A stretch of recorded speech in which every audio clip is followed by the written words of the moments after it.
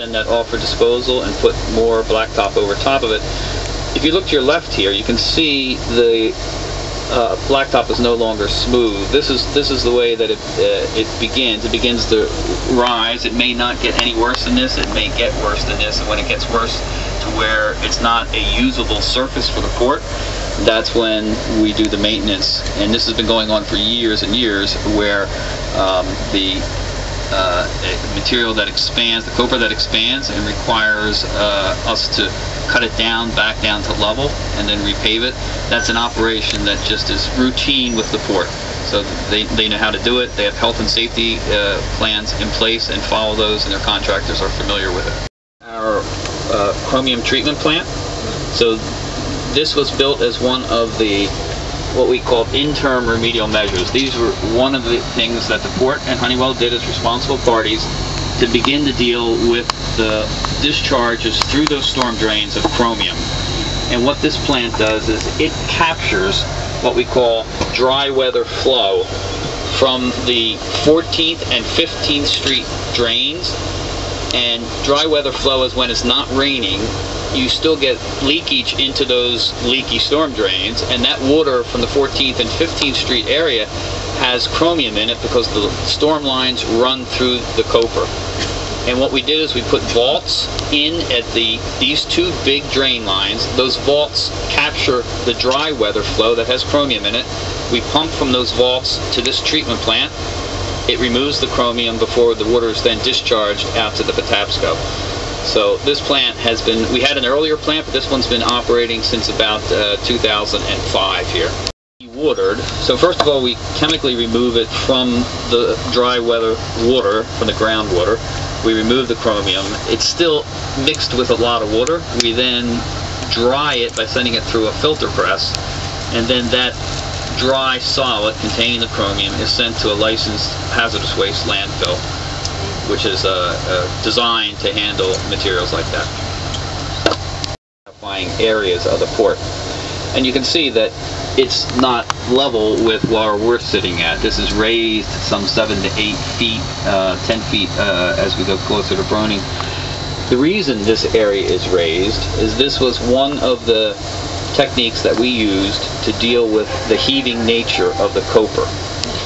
It wants to come up, so what did we do? We stuck a lot of weight on it in the form of clean soil on top of it. So this is what we call a surcharge area. And the function of all that soil was one thing, to create enough weight to push down against the COPR as it tries to expand. We would literally hold the blacktop down from expanding because we put enough weight on it.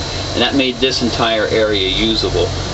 This area, this 1501-1602, was one of the worst heaving areas. It was an area that was experiencing far more of the heaving than other portions of the port where COPR is used as fill. And so this large area was all surcharged. Mark, when was this? Like 12, 14 years ago? Around 2000. Yeah, around 2000. So about 12 years ago. And that made this area usable. With some inconvenience, you now have to drive up this 7 feet, but you can see that it is an active area of the port. Do you ever have to refresh it? I mean, you put the weight on it, and you think that would hold, but, you know, things shift. Do you ever have to go back and repeat that process at any point, or? The question is, do we have to go back and redo it or deal with changes to it because we didn't hold it all down, I guess is a good way of explaining it. But on the vertical, it's okay, but one thing that we found is that forcing it back down doesn't stop it. It wants to heave. So we held it down here, but now it started to push sideways. Exactly. Now it started to relieve itself sideways because it wants to expand. The chemical reaction that's going on that creates that movement is a strong reaction. So we've had some lateral movement which we've dealt with. So there has been some need to follow up with this area, but it's reasonably under control now.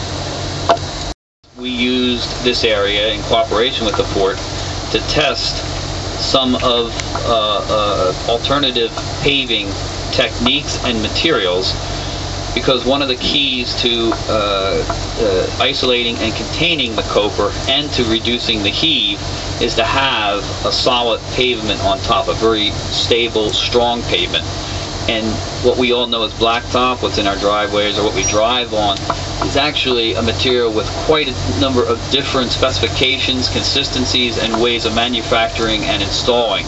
And so we tested ones that gave us the greater strength and reduced permeability, because the reaction that produces the heaving is driven by water, and if we can keep water out from going into the COPR, we reduce its tendency to heave. So we tested in this area a number of different formulations and techniques so that we are better able to, around the rest of the port, use that knowledge to help reduce this permeability. Because you may think that blacktop is not permeable, or even concrete is not permeable, but it all has the ability to penetrate. The water penetrates all of those materials.